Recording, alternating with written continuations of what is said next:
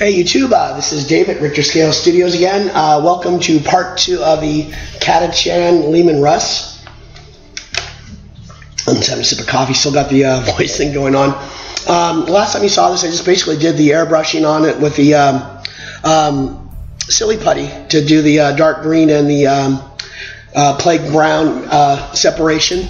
Well, I went in there with a number 2 paintbrush, did all the black, to do all the separations. I was going to do it with an airbrush, but I like the control, a little more control of the paintbrush, and I can change the thicknesses, and I wanted to give that texture between the spots. It gives it that different wavy look.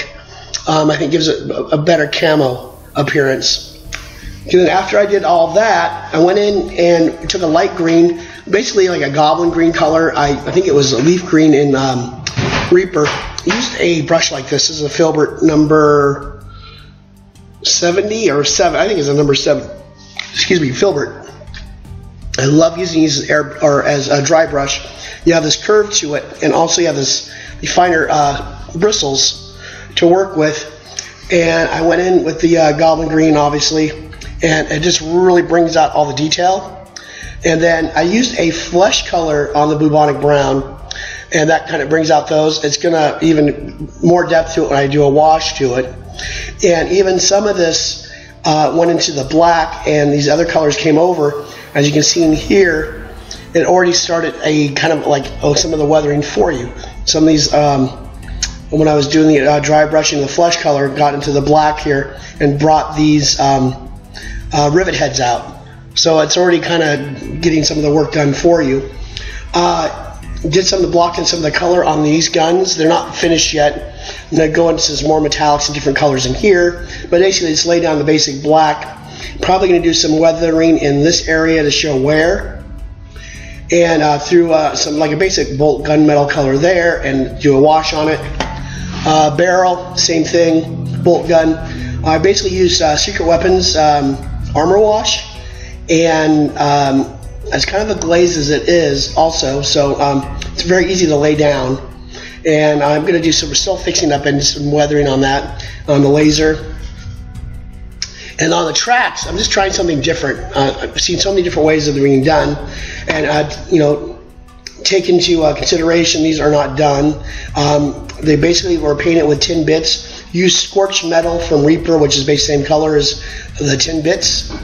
And then I took Secret Weapons heavy black, mixed it with Future Floor Polish, which makes it really a true wash then. It doesn't stay on top of the detail at all. It sinks right into the details and gives it a lot of depth. And I think that really turned out a cool color. So it's obviously going to be a jungle themed, and also going to be rust, and it'll be like some mud on this, and I guess it'll be darker soil being in a jungle.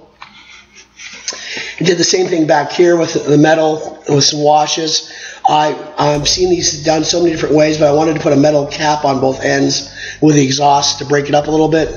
Just went in there with some, I think you use still the tin bits on this. And these will be basically highlighted and done that way.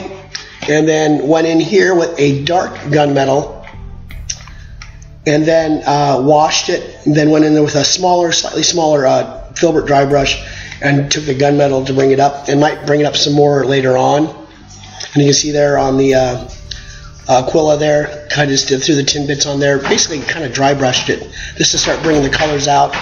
Like I said, this is basically still blocked out colors, and none of the weathering's been done yet. I think I might do the weathering and some of the rust now before I do an oil wash on it, so it'll kind of. That oil wash is always something that brings everything together at the very last stages. So that'll be it. Let me give a quick little turnaround here. And like I said, this was like a caked on, painted, really in bad condition when I got it. You can still see some parts where I could not take this apart, this tread, but you can't see it, so it's not too bad.